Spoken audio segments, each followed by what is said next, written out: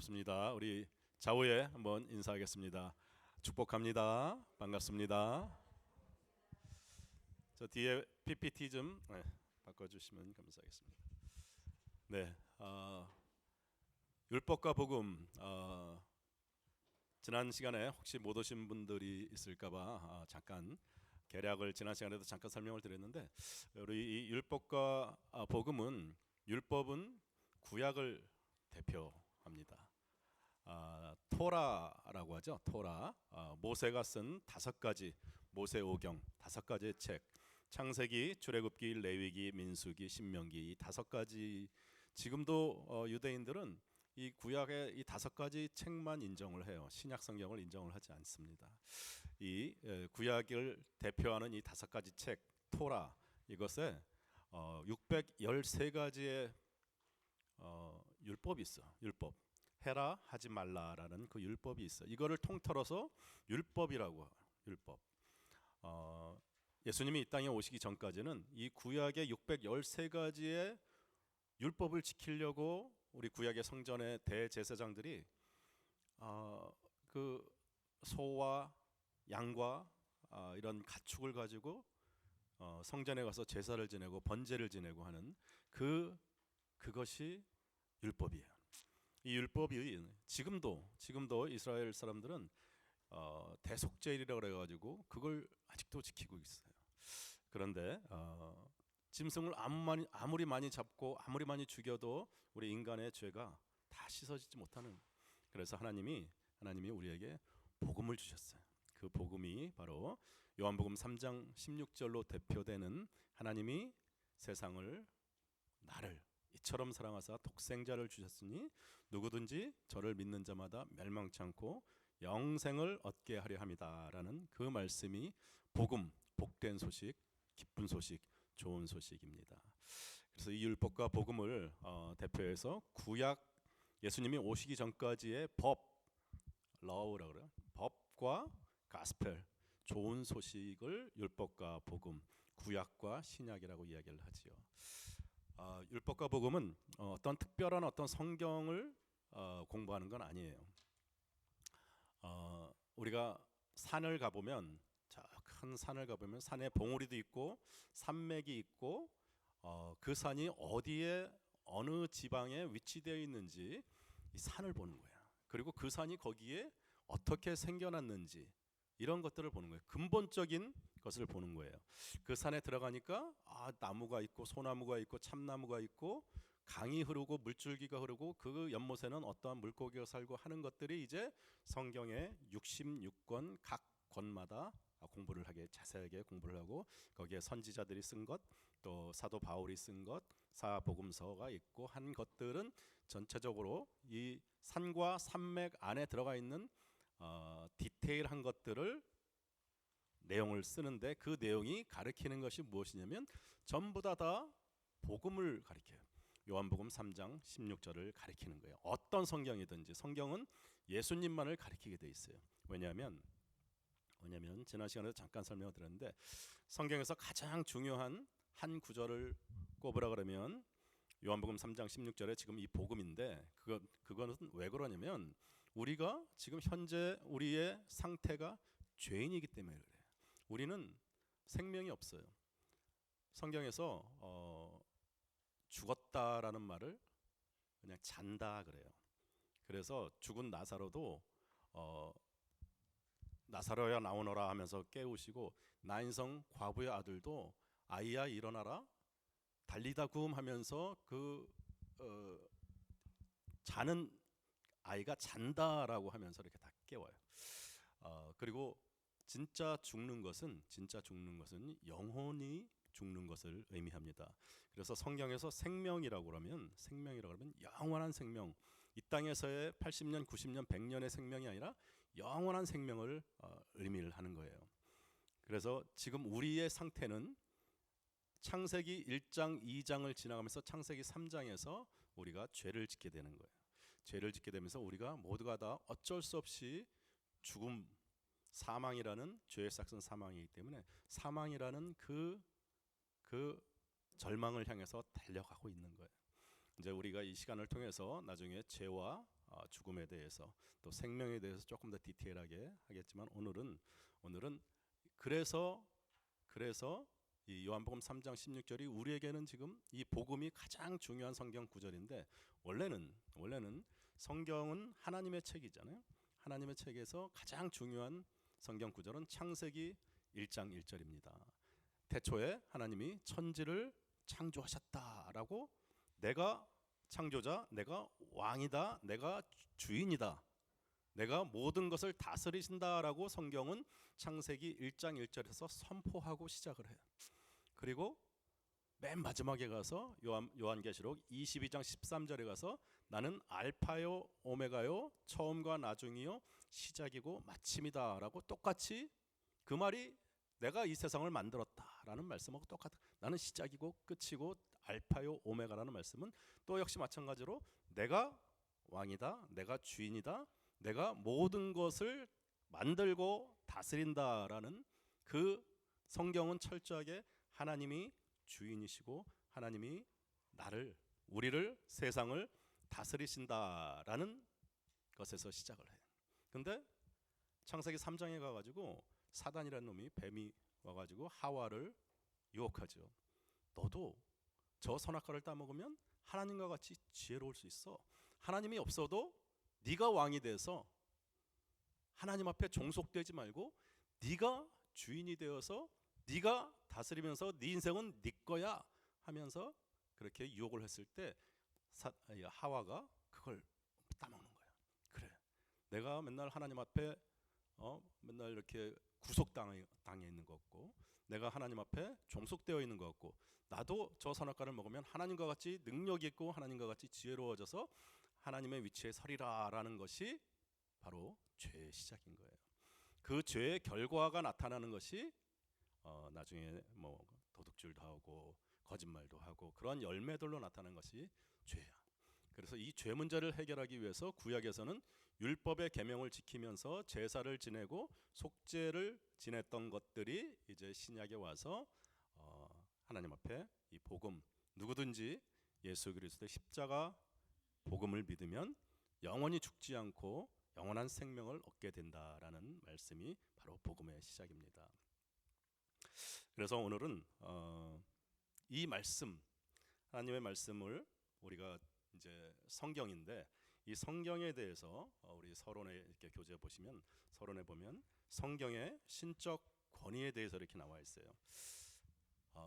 디바인 어থ리티라고 하는데 성경은 여러분들 그냥 이렇게 그냥 하나님의 말씀이 담겨 있는 이런 책이 아니라 성경은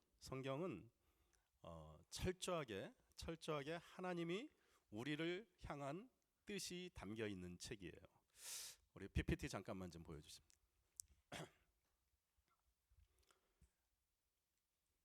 성경은 요거 잠깐 설명드릴게요. 지난 시간에 잠깐 보여드렸는데 죄라는 것이 좀 전에 제가 말씀을 드렸는데 창세기 3장에 가서 우리가 죄에 대해서 또 나중에 다루겠지만 죄라는 그 말의 원뜻은 하타입니다. 하타. 히브리어로 하타하고 헬라어로 하마르티아라고 하는데 이 죄의 원뜻이 뭐냐면 화살을 쏘았을 때 정 가운데에 맞아야 되는데 가운데 안 맞고 저 관역에서 벗어난 것을 갖다가 죄라 그래. 저 관역이 뭐냐면 저 정 가운데 맞추는 그 관역이 야라라고 하는 단어예요. 하타의 반대말이죠. 관역에서 벗어난 것이 아니라 정 가운데를 명중시키는 것을 야라라고 하는데 이 야라에서 파생된 야라에서 시작된 단어가 바로 토라. 좀 전에 말씀드렸던 모세의 5권의 책 혹은 율법 또 크게 이야기해서 말씀과 성경을 이야기하는 것이 바로 토라예요. 그래서 지금도 우리 토라를 강의하는 유튜브도 많고 이스라엘 사람들은 유대인들은 아직도 토라에 대한 절대적인 권위가 있어요. 그 토라가 성경 책을 이야기하는데 이 토라가 의미하는 것이 뭐냐면 하나님의 뜻에 정확하게 명중시킬 수 있는 그러한 가이드를 하는 것을 토라 즉 성경이라고 하는 거예요. 그러면서 어, 유대인이었던 요한이 요한복음 1장 1절에서 이렇게 이야기해요. 태초에 말씀이 계시니라. 이 말씀이 하나님과 계셨으니 이 말씀은 곧 하나님이시라. 유대인들은요, 하나님이란 야훼, 여호와라는 이름을 내 이름을 망령되이 일컫지 말라라는 그 말씀 때문에 여호와라는 말씀을 못해요. 야훼라는 말씀도 발음을 못하고 아도나이라고 아무런 의미가 없이 그냥 스펠링만 4개 해서 아도나이라고 하고, 그냥 책을 읽을 때도 가다가 야훼라는 그런 성경 구절이 나오면 하고 그 단어를 뛰어넘을 정도로, 왜냐하면 유대인들은 굉장히 하나님에 대한 그런 무서운 하나님, 그 시내산에서 구름 가운데 천둥과 번개로 나오시는 하나님, 그리고 고라 자손들이 아론과 모세에게 반역을 들었을 때 땅이 갈라져 가지고 수많은 그 고라 자손들이 그 안으로 죽었고, 뭐 포로로 잡혀가며 뭐 하여간에 이 하나님을 경외하지 않고 이방 신을 섬기거나 하나님을 마음을 아프게 했을 때, 굉장히 생각해 보세요. 우리는 먼 나라 유대인들이 홀로코스트 당해서 몇백만이 이렇게 죽고 이러한 이야기했지만, 이 유대 민족들은 내 형제 자매들이 포로로 끌려갔기도 했고, 형제 자매들이 죽고 눈앞에서 동족끼리 막 그렇게 칼로 죽이고 죽는 그러한 역사를 하나님의 마음을 아프게 하고 하나님을 배반했을 때 일어났던 수많은 사건들이 있었고, 그리고 하나님이 직접 모세를 통해서 광야를 40년을 걷게 하시고 그 안에서 훈련을 시키셨기 때문에 하나님에 대한 절대적인 엄중함, 무서움, 두려움 같은 게 있었어. 그래서 하나님의 이름은 우리같이 아버지 하나님, 우리의 예수님 같은 그러한 우리가 하나님의 자녀 됐고 했던 이러한 복음의 하나님이 된 건 유대인들은 아직도 그런 것들을 인정을 잘 못하고 정말 경외하고 두렵고 엄중한 그 하나님. 그래서 하나님의 이름조차도 발음을 못했던 유대인 요한이 자기의 책, 자기의 평생의 요한복음을 지으면서 가장 중요한, 자기가 평생 주님과 가장 오래 있었고 가장 가까이 있었던 제자 요한이 고백하기를, 선포하기를, 태초에 이 말씀, 이 성경이 계셨으니 이 말씀이 하나님과 함께 계셨고 이 말씀이 곧 하나님이시다라고 고백을 합니다. 그리고 요한복음 1장 14절에는 말씀이 육신이 되어 우리 가운데 거하심에 우리가 그 영광을 보니 아버지의 독생자의 영광이요 은혜와 진리가 충만하더라 하면서 예수님이 또 하나님의 독생자의 영광이다라는 말씀을 하시면서, 이 성경이, 이 말씀이, 이 토라가 하나님의 뜻에 정확하게 명중시키는, 거기에서 시작된 이 야라라는 단어에서 시작된 토라의 말씀이 하나님이고, 이 하나님이 곧 그 독생자 외아들 예수 그리스도라는 삼위일체까지 정립을 시키는 것이 바로 이 사도 요한의 요한복음 1장 14절의 말씀이에요. 그래서 이거는 이제 다시 카메라 돌려주시면, 그래서 이 율법을 오늘 좀 설명을 하면서 이 성경의 신적인 권위를 인정을 하셔야 돼요. 여러분들, 이 성경책은 윤리책이 아니에요. 성경에서 좋은 말씀이 참 많죠. 우리가 살아가면서 도움이 되고 큐티하면서 경건의 시간도 갖고 또 좋은 아이들 교육하는 말씀이나 이런 같이 좋은 게 많은데, 그런 것들은 부수적인 거지. 그건 본질이 아니고, 성경에서는 하나님이 우리를 어떻게 살아야 하는지, 또 우리가 어떻게 살 때 하나님이 가장 원하시는 그 관역에 명중시키는지 우리로 하여금 가이드하시는 책이에요. 그래서 우리가 성경을 읽을 때 항상 그 안에서 진리를 발견을 해야 되는데, 이 진리는 뭐냐면, 여러분들 성경은 물론이고 신앙생활을, 교회를 열심히 다니고 하는데 벌써 다 우리 예수님 믿고 구원 받았고 또 우리 세례 받았고 언제든지 뭐 천국에 갈 수 있는데, 계속 신앙생활도 하면서 또 계속 또 프로그램 하고 하는데, 도대체 목적이 벌써 천국 가는 티켓은 벌써 따놓은 것 같은데 목적이 뭐지? 그러다 보니까 자꾸 신앙생활이 재미가 없어지고, 신앙생활이 그냥 뭐 우리 공동체 모여서 그룹도 하고 또 공동체 가정교회도 하고 예배도 드리는데 과연 신앙생활의 목적이 무엇인가가 우리 이 율법과 복음에서 가장 성경 공부도 아니고 또 어떠한 무슨 뭐 직분 때문에 하는 것도 아니고 정말 정말 이 율법과 복음 이 한 시간이 우리의 신앙생활의 목적, 더 나아가서 우리의 삶의 목적, 하나님이 우리를 창조하시고 이 땅에 오늘 이 시간에 이곳에 우리를 불러주신 그 목적이 무엇인가를 우리가 한번 같이 고민하고 같이 나눠보기를 원하는 거예요. 우리가 믿음이라는 것이 우리가 하나님을 믿는다는 의미는 내 어떤 확신이나 내가 지적인 동의 그런 것 같아.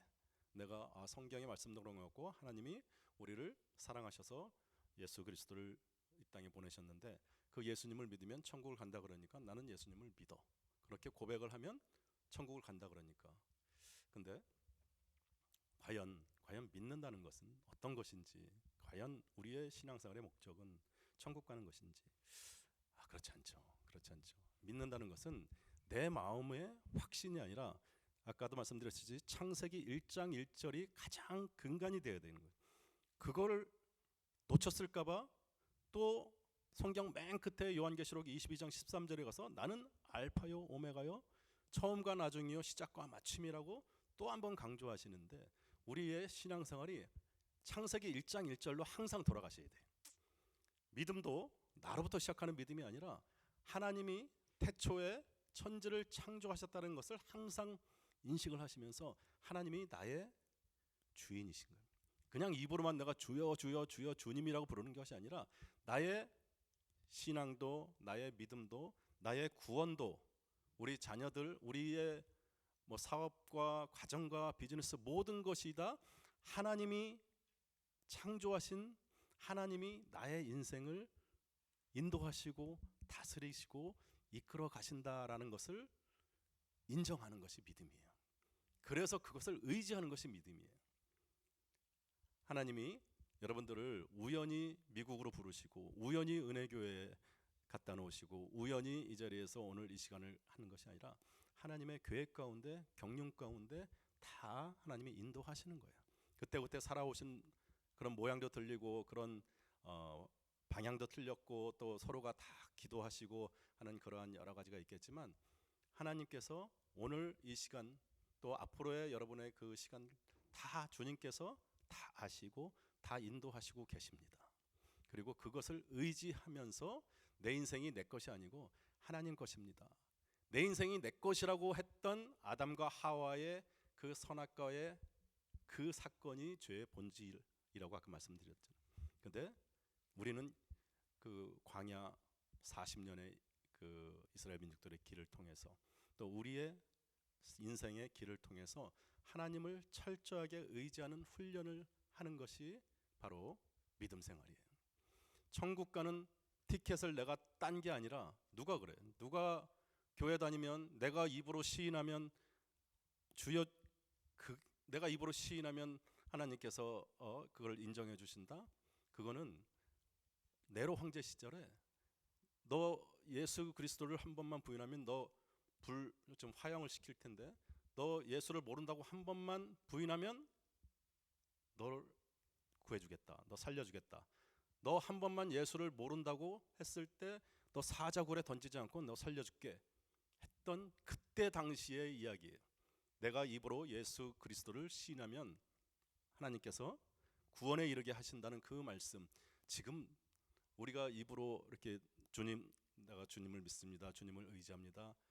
이것이 나의 진정한 고백이 되길 원해요. 그렇지만 내가 세례받았다고 내가 입으로 한번 시인했다고 하는 그런 믿음이 아니라 나의 삶을 통해서 철저하게 하나님이 그날까지 마지막 주님의 앞에 서는 그날까지 내 인생이 송두리째 하나님의 것입니다. 하나님에게 달려 있습니다. 하나님을 의지합니다라는 고백의 연속이 되는 것이 신앙생활이고 하나님과 그게 그렇다고 해서 하나님한테 매여서 막 질질 끌려가는 이런 모습이 아니라 하나님과 날마다 동행하는 거예요. 하나님과 내가 날마다 하나님의 그 다스림심에 하나님의 그 인도하심에 내가 함께 가는 거예요. 여러분들 지금 우리가 웨스트민스터 소요리 문답이라는 게 조금 요즘에는 좀 그런데 이 1646년에 영국의 빅토리아 여왕 빅토리아 시대라 그래서 가장 영국이 융성하게 발전했던 그런 때가 있었어요. 해가 지지 않는 나라 대영 제국이라고 그래가지고 인도도 다 영국 거였고 지금 영어를 쓰는 모든 나라가 다 영국 왜냐면 영국의 그 향예술이 가장 발달했던 나라이기 때문에 전 세계가 다 미국도 역시 영국에서 이렇게 건너온 그런 나라죠. 그때 우리 같이 그런 고민을 했던 빅토리아 여왕이 도대체 우리가 인간이 창조된 목적이 무엇인지 사람이 살아나가는 목적이 과연 무엇인가 그냥 잘 먹고 잘 살고 그러다가 아이들 잘 키우고 그런 나이 들고 병 들고서 죽는 것이 그게 전부가 아닐 것 같은데 하나님이 우리를 이 땅에 보내시고 이 땅에서 살아나가면서 또 하나님이 왜 우리를 이 땅에 보내신 창조의 목적이 무엇인가라는 것이 궁금했던 게 우리뿐만이 아니라 이때 당시에도 영국에서 이 여왕과 그 수많은 신학자들과 학자들이 이 문제에 대해서 고민을 많이 했던 것 같아요. 그래서 그때 당시 가장 큰 지금도 굉장히 큰데 웨스트민스터라는 그 교회에서 전 세계에 있는 모든 권위 있는 신학자들 또 유대 랍비들 뭐 학자들 전부 다 목사님들 다 모아가지고 한 1200명 정도를 이 웨스트민스터 사원에서 불러가지고 7년에 걸쳐서 연구를 하고 모든 구약의 신약의 모든 책들을 다 통틀어서 거기서 웨스트민스터 소요리 문답이라고 이걸 발표했는데 그 첫 번째 1항에 나오는 사람의 제일 되는 목적이 무엇인가라고 연구해서 발표한 것이 뭐냐면 하나님을 영화롭게 하고 또 영원토록 하나님을 즐거워하는 것, 하나님을 글로리파이하고 하나님을 인조이하는 것이다라는 결론을 내리게 됩니다. 하나님을 영화롭게 하는 것이 과연 무엇일까요? 우리가 뭐 월드컵에서 우승하거나 뭐 올림픽에서 금메달을 따면 하나님께 영광 이렇게 하는데 하나님은 영광의 결정체이기 때문에 우리의 인간의 어떤 행위나 어떠한 것으로 영광을 받으시지도 않고 또 우리가 하나님의 영광을 가릴 수가 없어요. 우리는 가끔 하나님이 우리 피조계의 가장 높은 분이라고 생각을 하는데 하나님은 피조계에 계신 분이 아니라 피조물 라인이 아니라 창조하신 분이라 우리하고 차원이 다른 분이세요. 그래서 우리가 어떠한 행위를 하든지 하나님의 영광하고는 아무런 상관이 없는데 하나님을 영화롭게 하는 방법이 딱 한 가지 있어요. 그게 뭐냐면 하나님이 그토록 사랑하시는 예수님에 대한 예수님을 우리가 그래서 예수님의 이름으로 기도도 하는 거고 예수님에 대한 하나님의 엄청난 아주 무조건적인 사랑이 있어요. 그 독생자 외아들에 대해서. 그래서 우리가 어디 가서 예수님 이야기를 하고 예수님을 전하고 예수님만 나타낼 때 하나님께서는 영광을 받으시는 거예요. 그 어떤 집에 이 자녀들이 아주 어른도 공경도 잘하고 효도도 잘하고 공부도 잘하고 동네 어른들도 잘 모시고 그러면 그 아들이 저 아들은 어느 집 자녀야 어느 집 자제야 그러면서 누구누구네 집의 자녀다 그러면 그 아이를 칭찬을 하면서 그 집 부모님들을 칭찬을 해. 그 집 부모님들이 참 아이들 잘 교육을 참 잘 시켰다 이렇게 칭찬하면서 영광을 받게 하는 거예요. 우리에게 하나님께서 영광 받으시는 길은 오직 한 가지 그 아들 하나님이 그토록 사랑하시는 그 예수 그리스도에 대한 예수님을 통한 우리의 모든 행동들 우리 자신이 아니라 예수님을 통한 예수님과 연관된 예수님을 자랑하는 모든 그 복음의 전달 또 복음을 마음껏 전하는 그런 것으로 하나님께서 영광을 받으시고요. 또 둘째 영원토록 하나님을 즐거워한다는 것은 무엇이냐면 우리가 하나님의 아들이고 딸인 것을 마음껏 인조해야 하는 거예요. 생각해 보세요. 우리가 뭐 예를 들어서 트럼프 대통령이나 아니면 아주 돈이 많은 뭐 세계 최고의 그런 자녀나 혹은 그 어떤 같은 적이라고 생각을 하면 생각만 해도 기분이 좋잖아. 그리고 그것이 마음껏 인조이가 되죠. 하나님은 세상의 왕 중의 왕이시고 세상의 창조주신 하나님을 우리가 마음껏 누리라는 거예요.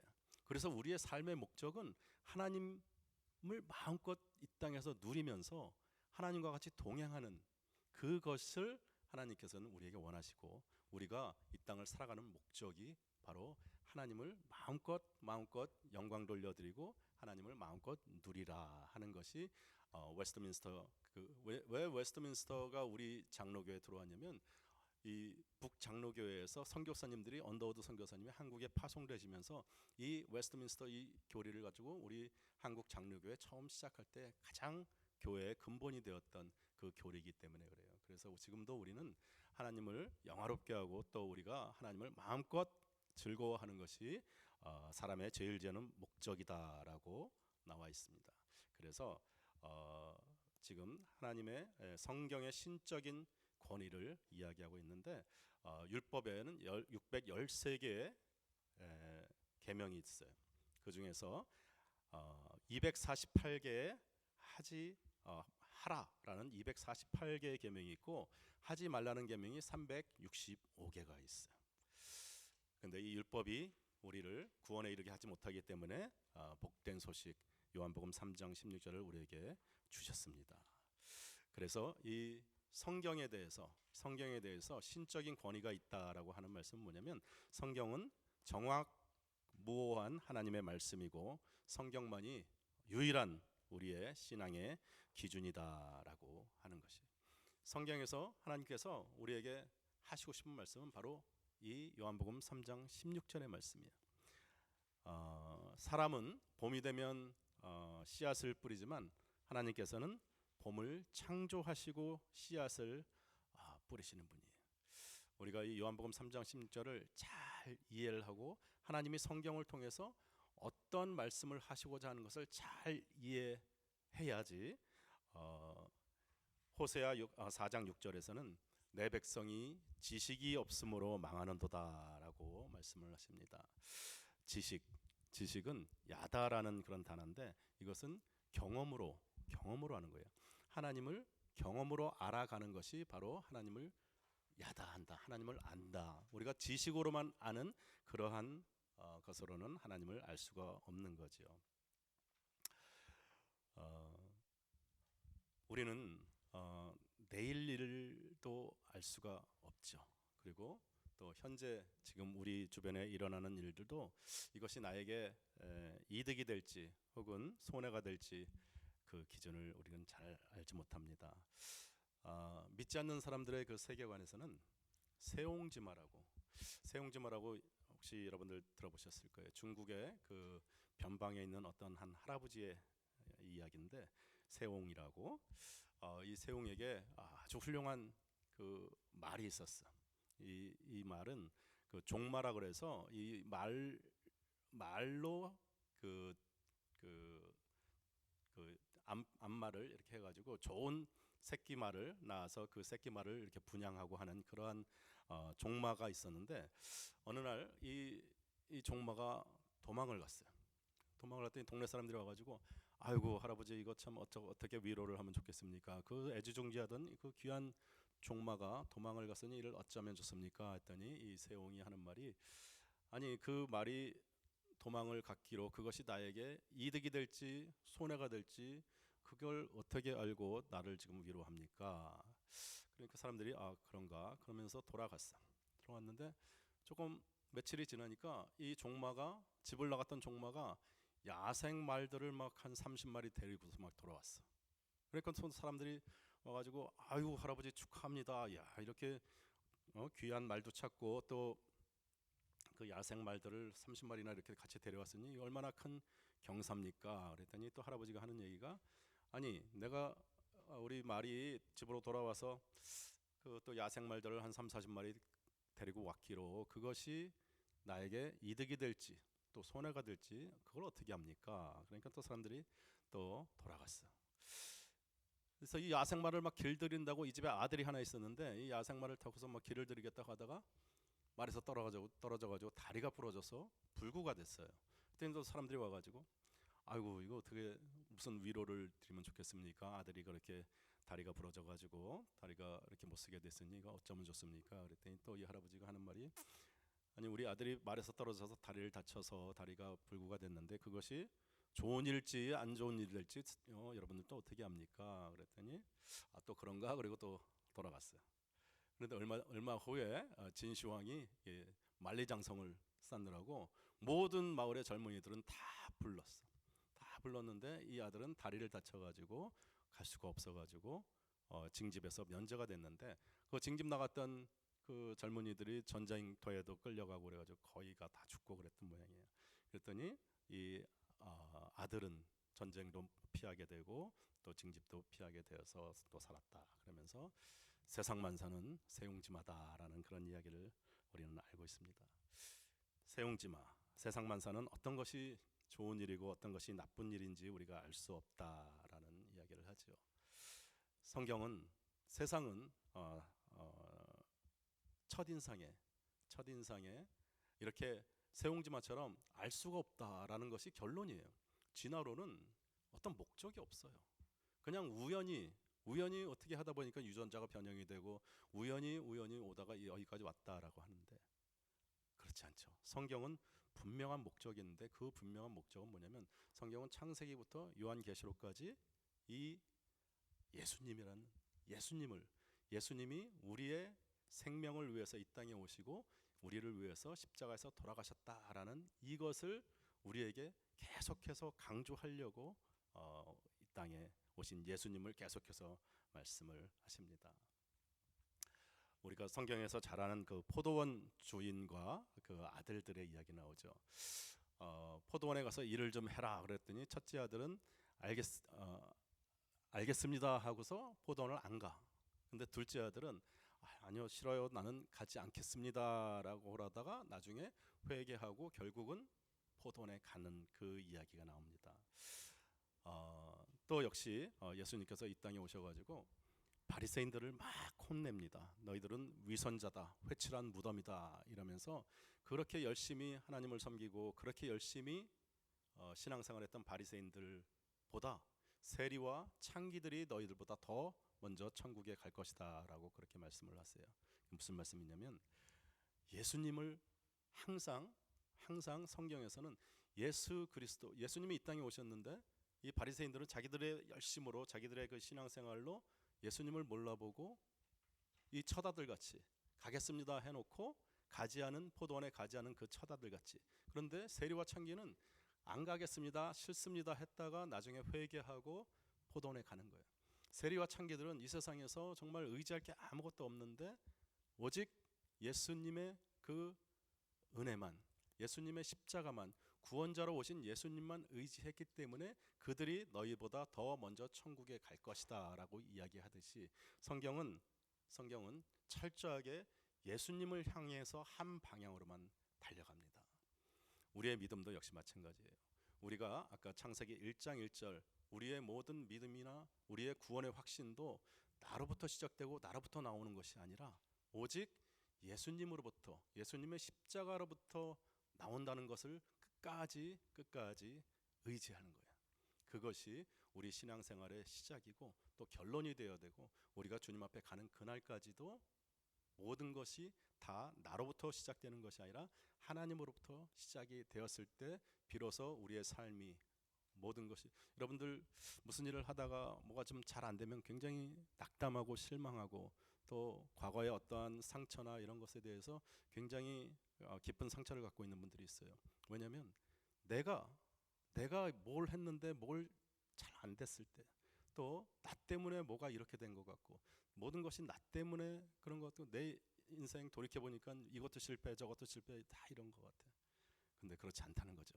성경은 모든 것이 다 하나님으로부터 시작을 해서 하나님으로 끝나는 거예요. 인생지사 세옹지마라고 아무것도 모르는 사람들도, 예수님을 모르는 사람들은 다 인생이 어떻게 벌어질지, 어떻게 다음에 무슨 일이 일어날지, 이것이 좋은 일일지 그냥 안개 속에 있는 것 같아. 아무것도 모르는 그런 상태 속에 있는 것 같은데 우리는 그렇지 않다는 거예요.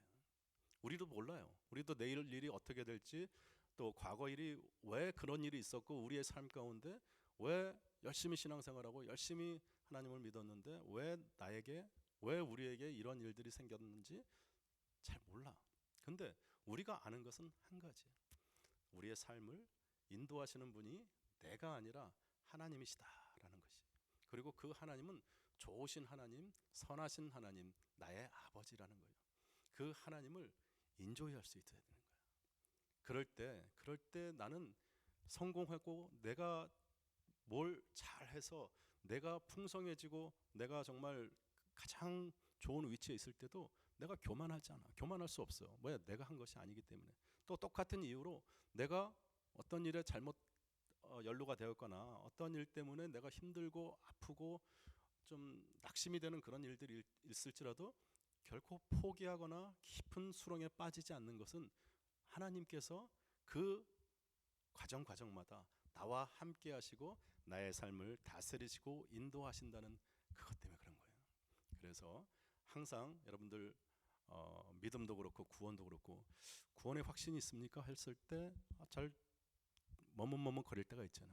그럴 때도 역시 마찬가지로 나는 당장 오늘 저녁에 하나님께서 부르셔도 나는 구원의 확신이 있습니다라고 말씀드릴 수 있는 것이 무엇이냐면 구원이 나로부터 나오는 게 아니라 나를 위해서 십자가의 그 아들을 내어주시기까지 나를 사랑하신 그 하나님이 나를 구원하신다면 나는 내 하나님을 믿을 수 있습니다. 나는 오늘 저녁에도 당장이라도 천국에 갈 수 있습니다라는 확신이 하나님이시기 때문에 하나님으로부터 나오는 구원이기 때문에 가능한 것입니다.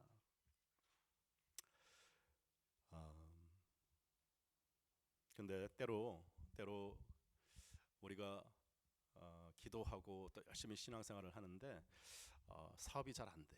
또 때로 무슨 일이 잘 안 돼. 그러면 하나님이 우리를 사랑하지 않나 보다. 하나님이 나를 사랑하지 않나 보다. 그렇게 실망이 올 때가 참 많아요. 그건 뭐 우리가 다 알지만 또 그러한 것들이 우리 마음을 힘들게 하고 아프게 하고 이럴 때가 참 많은데 여러분들 시소 있죠. 어렸을 때 이렇게 국민학교 이런 데 보면 시소를 이쪽에 타고 이쪽에 타고 이렇게 시소를 이렇게 보면 이렇게 좀 몸무게가 엇비슷한 사람들이 올라가서 타야지 이렇게 좀 재밌게 왔다 갔다 하는데 한쪽에는 막 한 200kg 되는 거대한 사람이 타고 한쪽에는 한 60kg 정도 되면 이게 쫙 올라가 가지고 내려오지도 않고 올라가지도 않고 낑낑낑낑 매잖아요. 꼭 우리의 인생이 어떨 때 보면 내가 공중에 매달려 가지고 내 반대편에 있는 그 짐은 너무너무 무거운 거야. 나의 인생의 짐이 너무너무 무거워서 나는 공중에서 대롱대롱 매달려 있는데 그럼 우리 맨날 기도하죠. 하나님 앞에.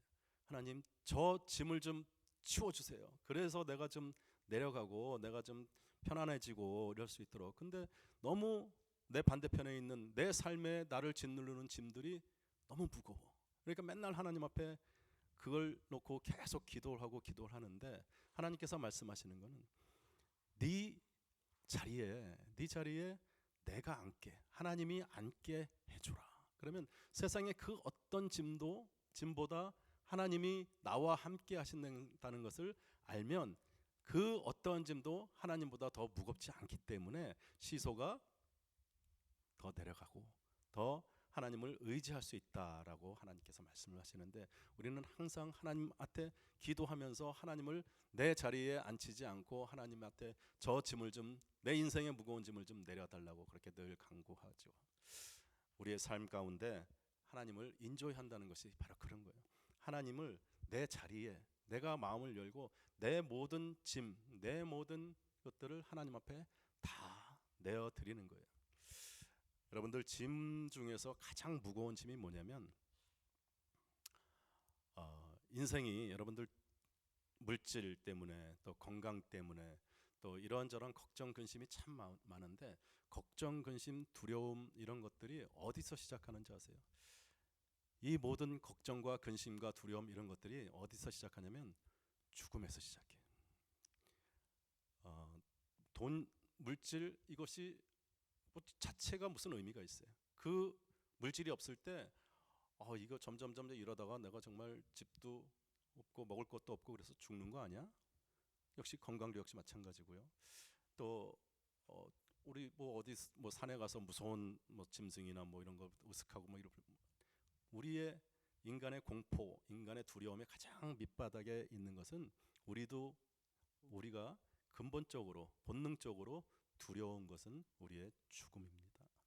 근데 이 죽음을 우리 주님께서 해결해 주셨다는 것이 바로 복음이에요.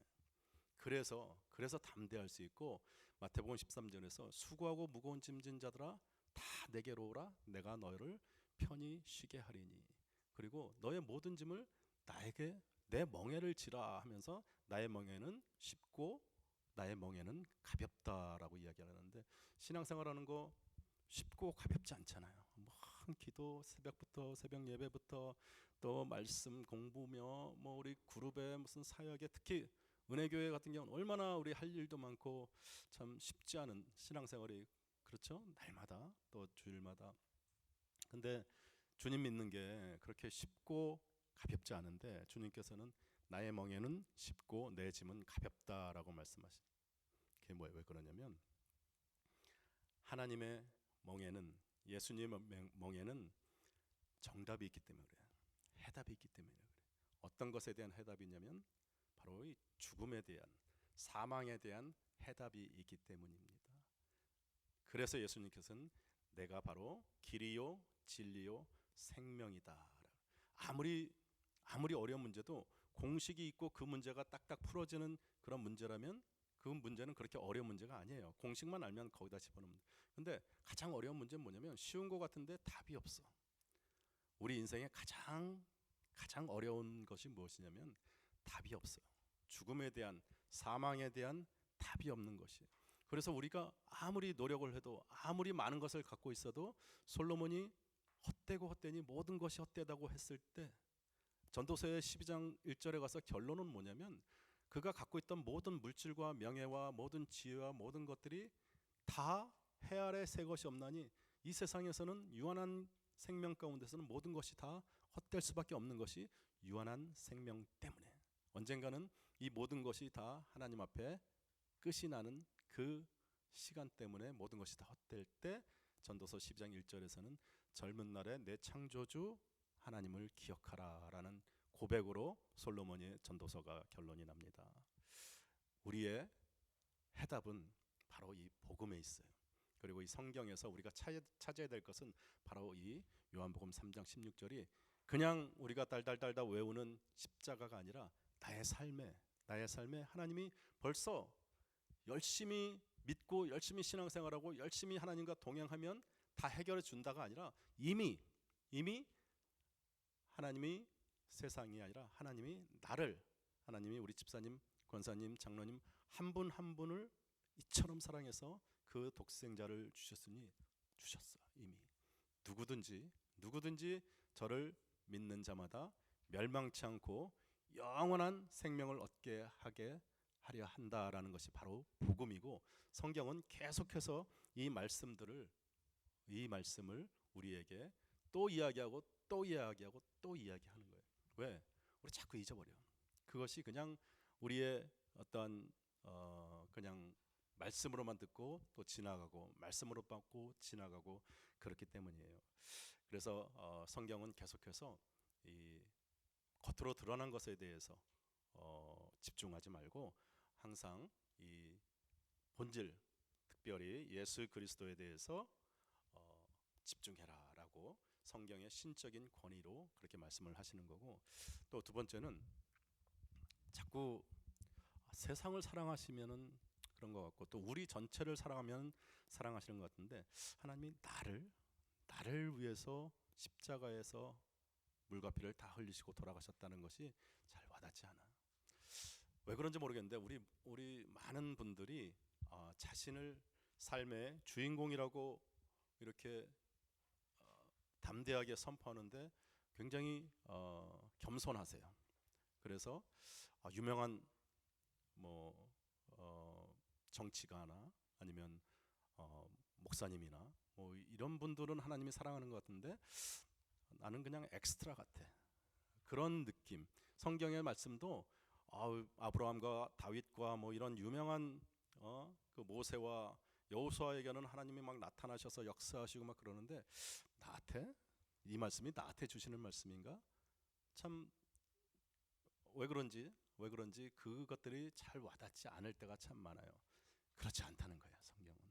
성경은 항상 여러분 한 분을 위해서 하나님께서는 눈동자처럼 여러분을 바라보시고 여러분을 지키고 계십니다. 제가 우리 아들 몇 년 전에 우리 아들 졸업식을 이렇게 갔는데 어, 똑같이 사각모를 쓰고 똑같이 가운을 입으니까 그 몇천 명이 졸업을 하는데 못 찾겠더라고.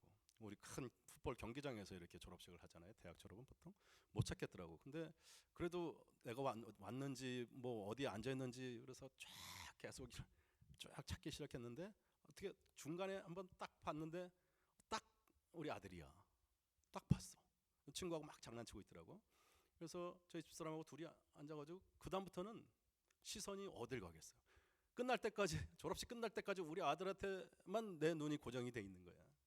그 뭐 더 유명한 사람도 오고 뭐 더 뭐 잘생긴 사람도 있었을 거고 별의별 사람들이 다 몇천 명 가운데 별의별 사람이 다 있었을 텐데 내 시선은 오직 우리 아들한테만 딱 꽂혀 있어. 하나님이 그러세요. 하나님이 여러분 우리 지구상에 70억, 80억의 인구가 있어도 하나님의 관심은 여러분 한 분한테밖에 없어. 여러분이 아파하면 하나님은 더 아파하시고 여러분이 슬퍼하시면 더 슬퍼하시고 여러분이 필요한 거 여러분이 느끼는 거 그 몇 배 우리 하나님은 더 간절하게 주시길 원하시고 더 여러분에게 채워주시길 원해. 왜냐면 그렇게 사랑하는 성경의 모든 구절구절 결론인 예수 그리스도 그 아들을 주고 여러분의 생명을 바꾼 거예요. 예수님 아까도 말씀드렸지만 하나님의 관심은 우리 지구상의 80억을 다 줘도 바꾸지 않을 만큼 너무너무 소중한 하나님의 삼위일체 하나님의 그 아들 하나님의 본체이신 예수님밖에 없어.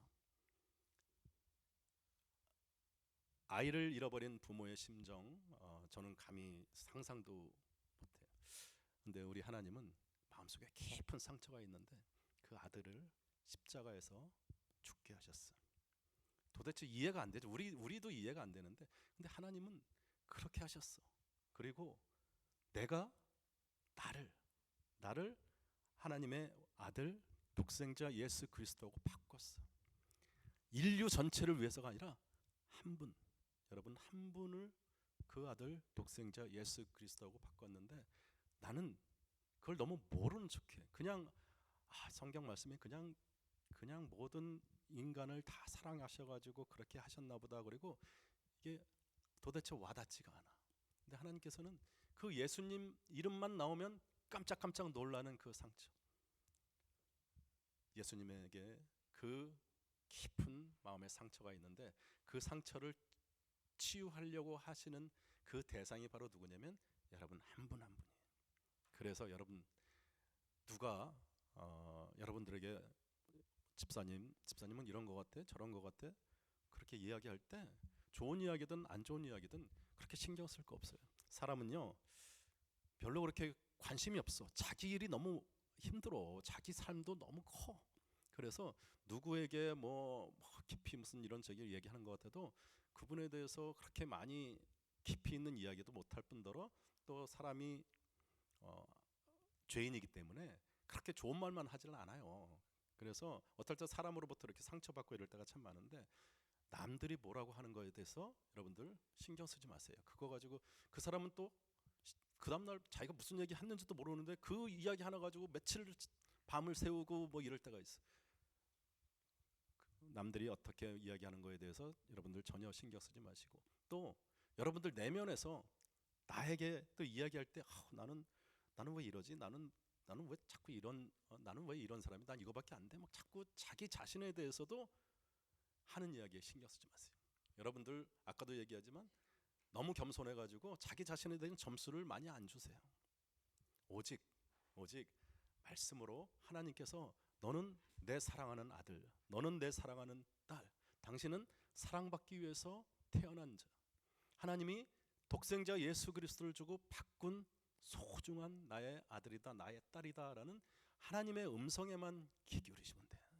그리고 그것이 하나님을 우리를 이 땅에 창조하시고 만드신 하나님의 음성이기 때문에 그 말씀이 가장 맞는 말이고 그 말씀이 여러분의 정체성이에요. 세상 살아오면서 공중 권세 잡은 악한 것들 안에서 자라오면서 우리는 때로는 공부의 경쟁, 순위의 경쟁 이런 것들 때문에 우리의 자존감과 정체성이 굉장히 낮아졌어. 점수 안 줘요. 자기 자신에 대해서도 후하게 점수 절대로 안 줘.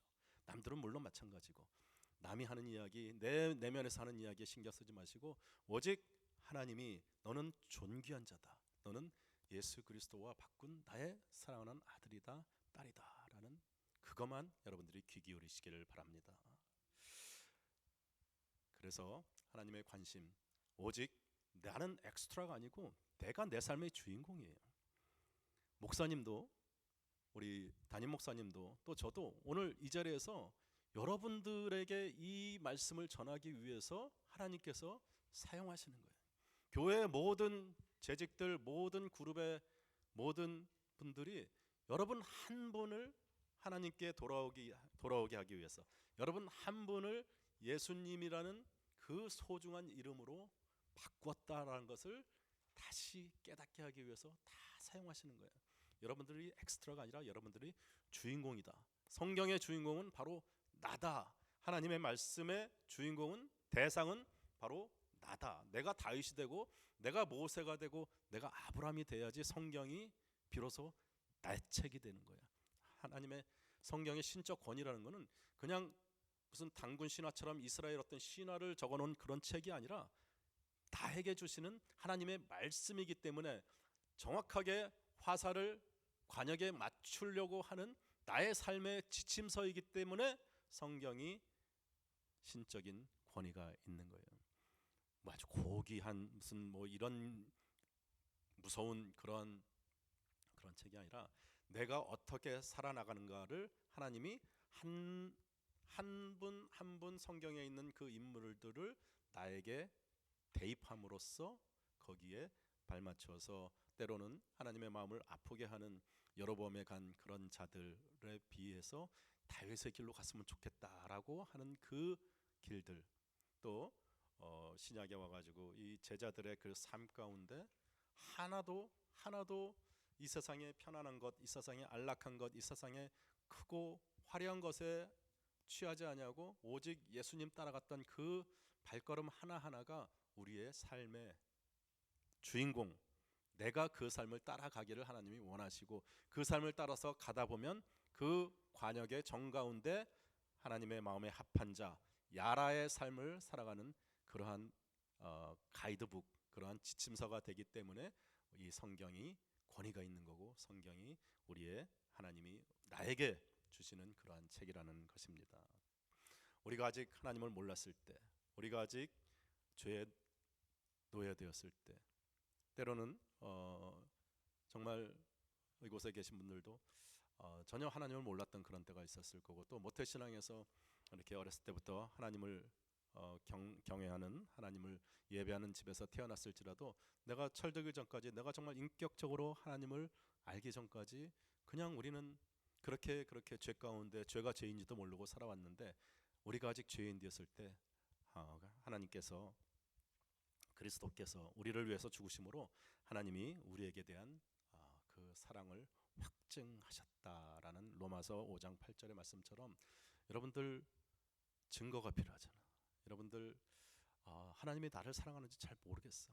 그리고 그것이 어떨 때는 잘 느껴지지 않고 정말 하는 일마다 안 되고 정말 너무 힘든 그런 상황 가운데서도 늘 기억하셔야 될 것이 하나님이 예수님을 나를 위해서 십자가에 돌아가시게 하시고 나의 생명을 영원히 나의 생명을 하나님께서 얻기를 원하셨다라는 것을 늘 기억하시기 바랍니다. 또 그런 이야기를 해요. 때로 우리에게 갖고 있는 몇 가지 이제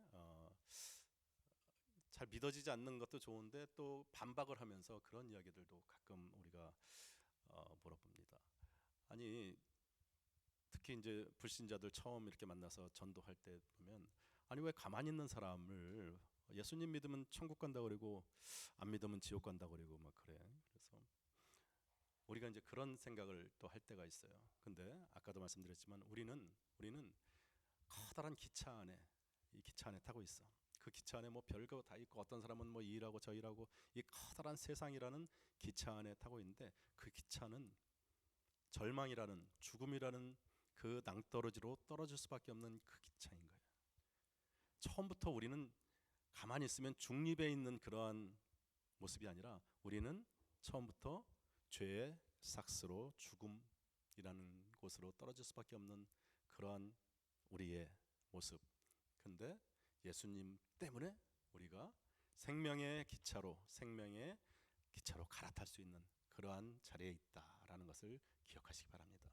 우리의 된 것은 정말 아무런 공로 없는 죄인 되었을 때 일방적으로 하나님께서 우리를 위해서 십자가에서 그리스도를 죽이신 그것을 믿는 것에서 시작을 하는 거죠. 가끔 보면 그 길거리에 열심히 전도하시는 분들 중에 예수 천국 불신 지옥 막 이렇게 믿는 분들이 있어요. 맞는 말이죠. 예수 천국, 예수를 믿으면 천국에 가고 안 믿으면 지옥에 간다. 근데 그 말씀이 무슨 뜻인지는 알겠는데 정확하게 맞는 말은 아닌 거예요. 예수님을 믿으면 분명히 지옥을 가는데 예수님을 안 믿는다고 지옥에 가는 것이 아니라 원래 우리는 죽으면 하나님의 나라에 갈 수 없는 죄인들이었잖아. 암에 걸렸어요. 암에 걸린 사람이 있어. 근데 암에 아주 특효 약이 나왔어요. 그 약을 먹으면 암이 바로 치료가 되는 거야. 그래서 옆에 있는 의사가 이게 새로운 신약인데 이 약을 먹으면 그 암이 치료가 됩니다라고 그랬어. 근데 이 사람이 나는 못 믿겠다. 나는 그 약이 어떤 약이든 모르겠고 부작용도 많을 것 같아서 나는 그 약을 먹지 않겠다. 그리고 만약에 안 먹고 이 사람이 죽었다면 이 사람이 그 약을 안 먹어서 죽은 것이 아니라 암 때문에 죽은 거잖아요. 예수님을 믿으면 분명히 구원받고 천국을 가는데 예수님을 믿지 않아서 지옥을 가는 것이 아니라 우리는 원래 죄인으로 이 땅에 태어났기 때문에 지옥에 갈 수밖에 없는 그러한 우리의 그런 상황, 우리의 본전이 원래 가만히 있으면 여기도 안 가고 저기도 안 가는 것이 아니라 우리는 가만히 있으면 자동으로 지옥에 가게 된 새카만 죄인인데 예수님께서 우리를 구원해 주신 거야. 그 암의 특효약처럼 우리를 구원해 주신 그 예수님이 우리의 생명의 주인이시고 우리의 하나님이시고 우리의 아버지이신 그 예수님이 바로 복음 성경에서 이야기하고 싶어 하시는 요한복음 3장 16절의 그 말씀입니다. 한 가지만 더 말씀을 드릴게요. 우리 또 가끔 뭐 이야기하다 보면 이순신 장군은 천국에 갔습니까? 세종대왕은 어떻게 됐습니까? 아니 조선시대에 예수님 모르던 수많은 그런 조상들은 전부 다 지옥에 갔단 말입니까? 하나님 불공평하지 않아요? 뭐 그런 이야기들 또 도전하고 그러죠. 저도 경주 김씨 경순왕파 26대손 막 이런 얘기를 참 우리 조상들은 참 억울하지 않습니까? 뭐 예수님이 그때 한국에 뭐 예수도 없었고 뭐 조선 시대 이조 시대 막 그런 얘기를 해요. 여러분들 그 농부가 옥수수를 정성스럽게 이렇게 심어가지고 옥수수를 이렇게 품질 좋은 맛있는 옥수수를 따기 원해요. 옥수수를 거두기 원해. 그러다 보면 옥수수가 이제 싹이 나고 줄기가 나고 가지가 피어나고 그러면 이게 옥수수가 막 맺힐 거 아니야. 그러면 어떤 옥수수는 벌레도 먹고 어떤 옥수수는 속이 비어 있고 그럼 과감하게 농부가 빼가지고 버리기도 하고 그러죠. 벌레가 먹은 거 뭐 썩은 것도 버리고 그리고 줄기나 가지 이런 것들도 정말 아름답고 탐스럽고 시장에 내다 팔아도 잘 맛있게 익은 맛있게 맺힌 옥수수 따고 줄기나 잎사귀나 이런 것들은 농부가 다 버리는 거야. 무슨 말씀이냐면 여러분들 한 분을 얻기 위해서 이조 시대 때, 신라 시대 때 여러분들의 조상이 필요했을 거예요. 하나님은 여러분에게 관심이에요. 오늘 이 시대를 살아가는 여러분 한 분을 얻기 위해서 maybe 30대, 40대 조상들을 나무와 같이, 줄기와 같이, 잎사귀와 같이 다 사용하셨을지도 몰라요. 그것이 복음이에요.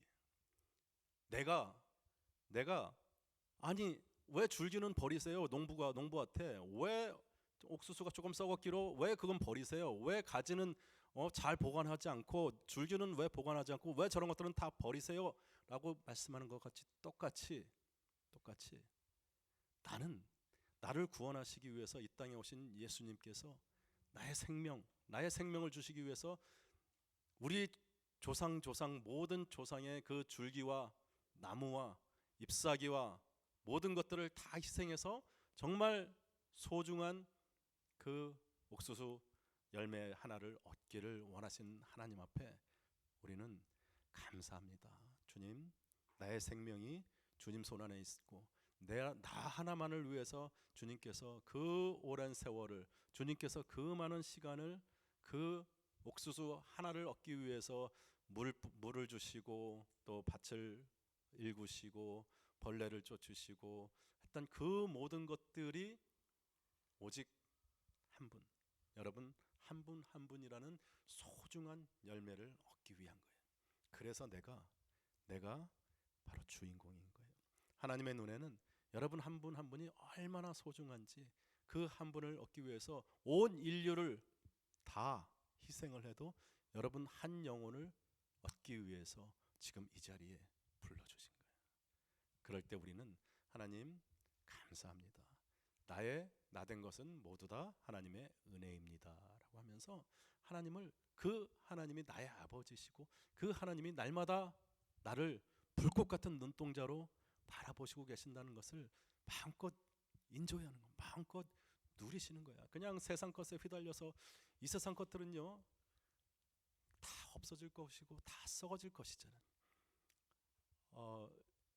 요한복음을 가면서 주님이 수많은 기적들을 많이, 물로 포도주도 만드시고 죽은 나사로도 살리시고 38년 된 병자, 중풍병자도 치유하시고 안진뱅이도 일으키시고 눈먼 소경도 눈을 뜨게 하고 수많은 그런 일들이 있었는데 그냥 덤덤하게 그냥 사건 하나하나 있었다고 그러고 그냥 다 넘어가 별것도 아닌 것 같이 넘어가고 오직 십자가 길로만 가시는 거예요.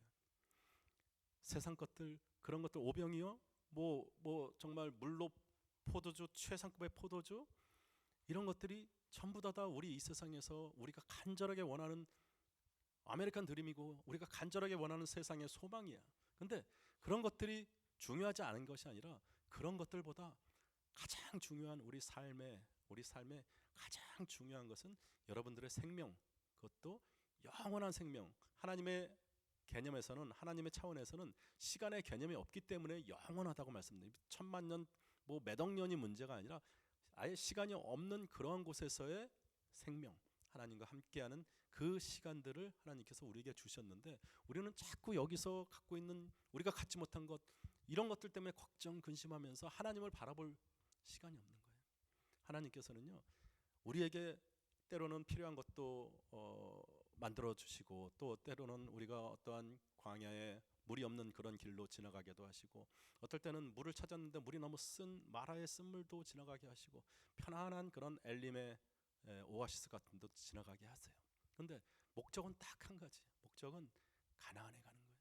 그곳에 안주하게 안 하시잖아. 40년을 모세를 통해서 다 못 이루시면 또 여호수아를 들어 써셔가지고 또 가게 하시는 거예요. 결론은 우리의 인생의 결론도 마찬가지. 그냥 어떤 분들은 막 열심히 일하고 그러다가 편찮으셔가지고 일찍 가시기도 하고 막 그러는데 그러지 말라는 얘기예요. 성경은 우리가 이 땅에서 일단 예수 믿었으니까 교회 가서 나 세례 받고 이제 예수님 알았으니까 이제 천국이라는 곳에 내가 확실하게 천국에 간다라고 하고 이 땅에서는 내 마음대로 또 내가 걱정하고 근심하고 하루하루 머리 써가면서 막 그러지 말라는 얘기예요. 하나님이 이 땅에 우리를 보내시고 예수 그리스도라는 그 생명을 주셨다는 이 복음의 파워는 지금 오늘을 살아가는 우리에게 이곳에서 네가 하나님의 아들이고 하나님의 딸이고 70억 인구 중에 너만을 바라보고 있는 하나님의 눈길, 하나님의 그 특별한 보살핌, 특별한 다스리심, 하나님이 너와 어디를 가든지 함께 하신다는 그 특권을 마음껏 누리라는 거예요. 마음껏 누리면서 걱정, 근심 이런 것들 다 하나님께서 그 안에 가장 깊숙한 걱정, 근심, 두려움 가운데 가장 밑바탕에 있는 죽음이라는, 사망이라는, 절망이라는 것을 하나님께서 다 이기시고 깨뜨리셨다.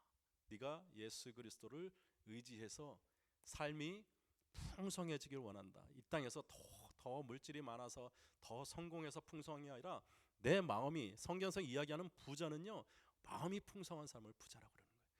내 마음이 하나님으로 가득 채워지고 하나님 때문에 내가 감사할 수 있고 하나님 때문에 절망하지 않고 낙심하지 않고 포기하지 않고 하나님 때문에 내가 힘차게 다시 일어나서 그 아들 예수님이 나를 보면서, 예수님께서, 하나님께서 나를 보면서 예수님만 생각을 하시는 하나님, 그 예수를 내가 전하고 예수를 자랑하고 나는 예수님 의지하면서 십자가 의지하면서 오늘도 승리합니다, 오늘도 일어섭니다 할 때 하나님께서 기쁨, 그 영광을 받으시는 게 바로 하나님이신 거예요.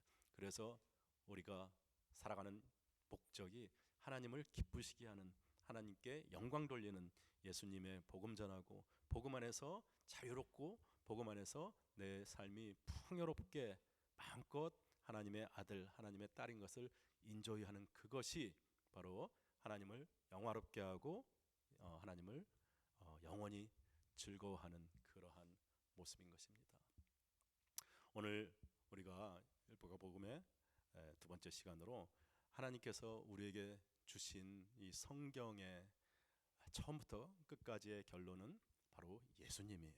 창세기에서도 예수님을 찾아야 되고 출애굽기, 레위기, 신명기 모든 성경에서 예수 그리스도를 찾으셔야 되고 그냥 이것이 그 안에서 예수님이라는 그 단어를 찾는 것이 아니라 나의 삶에서 예수님을 나에게 주신 나는 나의 삶은 예수님하고 바꾼 삶이에요. 예수님 자리의 삶이에요. 그렇기 때문에 하나님께서 여러분을 아주 우리가 부족해서 죄가 많고 또 실수도 하고 넘어지기도 하고 때로는 하나님의 마음을 아프게 하는 그런 실수도 하고 하지만 하나님께서 그런 모든 것들을 다 예수님 때문에 의롭다고, 예수님 때문에 거룩하다고, 예수님 때문에 나의 아들이고 나의 딸이다라고 하는 거예요. 그렇게 칭해 주시기 때문에 우리는 항상 예수님의 십자가 의지하고 입만 열면 우리는 예수 그리스도 자랑하고 예수 그리스도 전하면서 그 삶 가운데 풍요하게 풍성하게 주님이 우리 안에 들어오시면 우리의 삶이 풍성해져요. 우리의 삶이 예수님과 함께 동행하는 그 삶이 이 신앙생활에 천국에 가서 이 세상이 끝이 났을 때 천국에 가서 거기서 시작하는 삶이 아니라 지금 오늘부터 예수님과 함께 동행하고 또 나의 삶이 내 것이 아니라 내 손에서 모든 것이 다 결정되는 것이 아니라 하나님 손에 다 달려 있는데 그 하나님이 참 좋으신 하나님이시고 선하신 하나님이시고 나의 아버지시다라는 것을 기억하시면서 또 한 주 동안 여러분들 밖에서 또 생활하실 때 여러분들을 향한 하나님의 눈빛, 여러분들은 절대로 엑스트라가 아닌 여러분들 한 분을 얻기 위해서 모든 것을 다 희생하시고 그 아들까지 희생하신 하나님의 사랑이 여러분의 삶 가운데 나의 삶 가운데 가득가득 채워질 때 진정으로 성경이 어떠한 이 말씀을 하고 계신지 어떠한 것을 우리에게 일깨워 주시길 원하는지 우리가 가면서 좀 더 죄에 대해서 좀 더 복음에 대해서 좀 더 하나님의 사랑에 대해서 또 배워갈 텐데 오늘 여러분들 한 가지만 기억하시기 바랍니다. 여러분들의 삶의 목적은 하나님이 여러분들의 삶을 주관하시고 인도하시고 여러분들을 불꽃 같은 눈동자로 오직 나 하나만을 바라보시는 하나님의 눈길을 기억하시면서 내가 이 세상에 가장 중요한 하나님의 아들이고 하나님의 딸이다. 그 나의 존재에 대해서 하나님 앞에 감사하시면서 또 한 주일 동안 승리하시기를 주님의 이름으로 축원합니다. 아멘. 잠깐 기도하겠습니다. 참 좋으신 아버지 하나님 감사합니다. 주님, 주님께서 우리를 이 땅에 불러주시고 또 주님의 귀한 복음으로 날마다 함께하여 하시고 또 무엇보다도 가장 귀한 예수님을 저희와 함께 동행하게 하시고 또 그 예수님이 우리의 삶 가운데 우리를 다스리시는 귀한 주님이시고 또 주님과 함께 하는 귀한 시간들, 내가 이 세상의 주인공이고 주님께서는 오직 나만을 위해서 모든 것을 다 희생하신 그 사랑을 깨닫고 느끼는 또 시간들 되게 하여 주시옵소서. 성경이 주님 말씀하시고 싶어 하시는 그 성경의 한가운데 예수 그리스도의 십자가가 있습니다. 그 십자가가 바로 나를 위한 하나님의 엄청난 사랑의 증거고 또 그것을 위해서 주님께서 또 날마다 말씀으로 함께 동행하심을 깨닫게 하여 주시옵시고 주님과 함께 하는 가장 내 인생의 목적이고 또 풍성한 삶인 것을 기억하게 하여 주시옵소서. 돌아가는 귀한 발걸음들 주님 지켜주시고 또 다음 주에 또 귀한 모습으로 함께하기를 원합니다. 주님 감사하며 축복하며 예수님 이름으로 기도합나이다. 아멘. 우리 주님께